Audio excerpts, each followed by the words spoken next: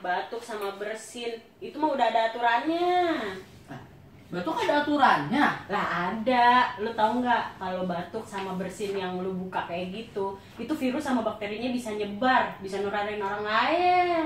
Oh gitu. Nah nih lo nih ya, kalau misalnya batuk bersin, tutup nih, pakai tisu nih tutup, jangan ditutup pakai telapak tangan.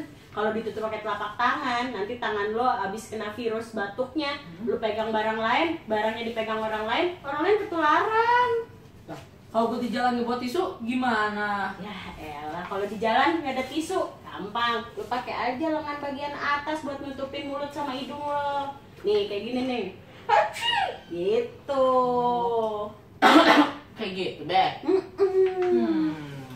Lagi, lu kenapa sih? Batuk, bersin. Gue gak enak badan deh, lagi sakit, hidung gatel. Ya, lu kalau lagi sakit gak enak badan, tutupin dong mulut sama hidung lo nih. Pakai masker. Jadi virusnya kagak bagi-bagi ke orang lain. Yang kita bagi-bagi rezeki aja ke orang lain. Gue pakai ya, Bek ya? Iya. Nah, sekarang kan lo udah tahu nih etikanya batuk sama bersin. Lo kasih tahu ya, semuanya lo kasih tahu ya. Siap deh, gue sebarin seluruh dunia. Oke deh, sip. Sip. Bro and sis, ingat ya, batuk, bersin, itu ada etikanya. Apaan?